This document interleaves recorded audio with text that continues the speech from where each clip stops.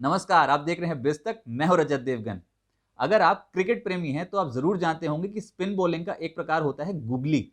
जी हां, गुगली एक ऐसी बॉल होती है जिसमें स्पिनर धोखा देता है बैट्समैन को। बैट्समैन ये समझता है कि टप्पा पड़ने के बाद बॉल बाहर निकलेगी, लेकिन टप्पा पड़ने के बाद बॉल आ जाती है अंदर और किलियां उखाड़ देती है। तो यही तो हुआ मार्केट में आज। कल हमने जबरदस्त फॉल देखी थी इंडियन मार्केट्स में, जोरदार बिकवाली, अक्रॉस द बोर्ड बिकवाली थी, लेकिन आज दिन था बिल्कुल विपरीत और एकदम से तेजी बन गई। एक्सपेक्टेशन नहीं थी कि इतने बड़े गैप अप के साथ खुलेंगे, लेकिन एसजीएक्स निफ्टी इशारा दे रहा था कि आज होगा कमाल। शुरुआत में ही 159 पॉइंट्स के गैप के साथ निफ्टी खुला और उसके बाद तो ये जो तेजी बढ़ी, सीधा 322 पॉइंट्स की तेजी इंडियन मार्केट्स में देखने को मिली। और उसके बाद फिर से गुगली ऊपरी स्तरों पर आगे मुनाफा वसूली और हायर लेवल से 166 पॉइंट्स टूट गए। कुल मिलाकर जहां खुले वहीं पर ही बंद हुए। कल से अब तक देखेंगे तो निफ्टी पे 156 पॉइंट्स का गेन आता हुआ नजर आया। 16,770 के लेवल पे बंद हुए। कल 16,614 की क्लोजिंग थी, तो ताबड़तोड़ आज तो हो गया काम। उसके बाद निफ्टी बैंक 168 पॉइंट्स बढ़ता हुआ नजर आया और सेंसेक्स में लगभग 497 अंकों की बढ़त देखने को मिली। निफ्टी बैंक एक बार तो 35,000 के पार निकल गया था। 35,050 आज के दिन का हाई है। ऊपरी स्तरों पर टिकना मुश्किल था, तो प्रॉफिट बुकिंग भी आज होती हुई नजर आई। मिड कैप 50 में 114 अंकों की बढ़त देखने को मिली, लेकिन एडवांस डिक्लाइन देखिए आप। निफ्टी में एक बार तो मात्र दो ऐसे शेयर्स थे जो लाल निशान में कामकाज कर रहे थे, पावर ग्रिड और सिप्ला, लेकिन ये सूची थोड़ी बड़ी हो गई और 11 शेयर्स लाल निशान में बंद हुए और 39 शेयर्स हरे निशान में बंद होते हुए नजर आए। एनएससी के कुल मिलाकर 71% शेयर्स आज के सत्र में हरे निशान में बंद हुए हैं। और अगर आप एफएनओ में देखेंगे तो 84% ऐसे शेयर्स जहां पर हरे निशान की क्लोजिंग होती हुई नजर आई है। तो दिन तो था कमाल का। आज बहुत दिनों बाद कुछ रिलीफ जरूर मिलता हुआ नजर आया है इंडियन मार्केट्स में। आउट ऑफ द वुड्स हैं कि नहीं ये कहना अभी मुश्किल है, लेकिन हाँ चलो, आज तसल्ली है कि जितनी स्पीड से हम गिर रहे थे आज उस स्पीड पे लगा है ब्रेक। इंडिया विक्स लगभग 7.5% आज के सत्र में घटता हुआ नजर आया।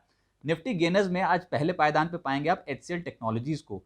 4.25% के गेन्स मिले। इसके अलावा Wipro, UPL, Tata steel, Adani ports, ये तमाम स्टॉक्स 3% से 4% की तेजी शो कर रहे थे। जो गिरावट बनी उसमें Power Grid, Axis Bank, Bajaj Finance, Tata Consumer, Cipla, इन तमाम स्टॉक्स में आधे परसेंट से 0.25% के आसपास की गिरावट देखने को मिली। लेकिन sectors across the board buying देखने को मिल रही थी। कुछ रिलीफ रैली कह सकते हैं कि आज सत्र में थी, लेकिन जो लीडरशिप संभाल रहे थे उसमें थे मेटल्स में आज नाल्को लगभग 5.5% ऊपर, वेल्सपन कॉप, एपीएल, अपोलो 4% से 5% की तेजी शो कर रहे थे। वेदांता, स्टील अथॉरिटी, जेएसपीएल और टाटा स्टील जैसे स्टॉक्स 3% से 4% के आसपास की तेजी। मीडिया में आज नेटवर्क 18 उछला 5% लोअर लेवल से। हैथवे और जी, ये दोनों ही स्टॉक्स लगभग 3.5% से 3% की तेजी दिखा के गए। कंज्यूमर ड्यूरेबल शेयर्स आज के सत्र में तेजी में आए, जिसमें अंबर, इस स्टॉक में आज जबरदस्त तेजी थी, लगभग 6.5% ऊपर। डिक्सन, हेवल्स, टीटी के प्रेस्टीज और वर्लपूल जैसे स्टॉक्स 2.5% से 5% के आसपास की तेजी शो करके गए। आईटी स्टॉक्स लीडर था एचसीएल टेक्नोलॉजी, इंडेक्स का सबसे तेज चलने वाला स्टॉक, 4% ऊपर। कोफोर्ज, विप्रो, एलएनटी इन्फोटेक, एलएनटी टेक्नोलॉजी सर्विसेज, माइंडट्री जैसे स्टॉक्स 3% से 4% के आसपास की तेजी शो कर गए। रियल्टी स्टॉक्स बहुत बिटाई हुई थी हाल फिलहाल में, लेकिन हम निचले स्तरों से कुछ संभले तो इंडिया बुल्स रियल एस्टेट 7.5% ऊपर, लोधा ब्रिगेड, ओबरॉय रियल्टी 3% से 6.5% ऊपर। एफएनओ गेनर्स में आप पाएंगे इंडस टावर्स को, 6% टॉप गेनर था एफएनओ में। वायदा कारोबार में मेट्रोपोलिस और नाल्को का दिन ठीक था, 5.5% से 6% ऊपर। इसके अलावा डिक्सन, गोदरेज कंज्यूमर्स 5% से लगभग 5.25% के आसपास की तेजी शो कर रहे थे। और गोदरेज कंज्यूमर तो इनफैक्ट मैनेजमेंट की जो कमेंट्री थी इस बार, जो उन्होंने FY23 में बोला है कि मार्जिन बढ़ेंगे, साथ साथ नए प्रोडक्ट के लॉन्चेस होंगे, डिस्ट्रीब्यूशन पे फोकस करेंगे, ये तमाम ट्रिगर्स जुड़ गए थे और स्टॉक आज दमदार एक्शन में था एफएमसीजी में। इसके अलावा जी 5%, Aditya Birla Fashion Retail, SRF, JK Cement और वेदांता जैसे स्टॉक्स वायदा कारोबार पर पकड़ मजबूत कर रहे थे, 4% से 5% रिटर्न इन तमाम स्टॉक्स में।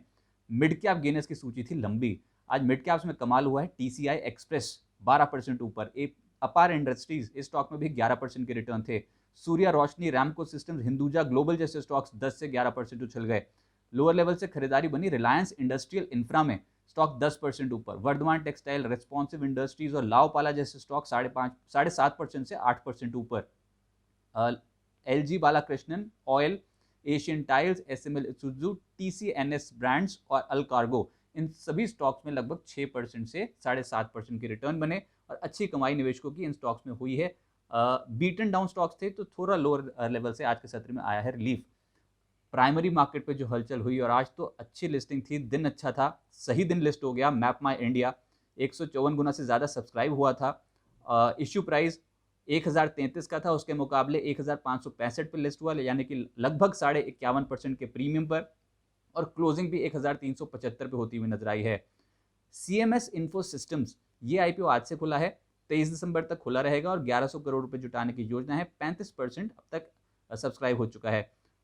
अपकमिंग लिस्टिंग जो कल लिस्ट होने वाला है उसमें है मेट्रो ब्रांड्स, लगभग 3.5 गुना सब्सक्राइब होता हुआ नजर आया था ये इशू। अब होगा क्या मार्केट में? देखिए, बहुत ज़्यादा उठापटक इंडियन मार्केट्स में देखने को मिल रही है। कंसोलिडेशन हो जाए तो वो बहुत ज़्यादा बेहतर। जब भी ट्रेडर्स सोचते हैं कि तेज़ी आएगी तो हो जाती है मंदी, और जब मंदी आएगी ऐसा सोचते हैं तो आ जाती है तेज़ी। वही प्रूफ भी हुआ है आज के मार्केट में, बाजार बहुत चकमा दे रहा है।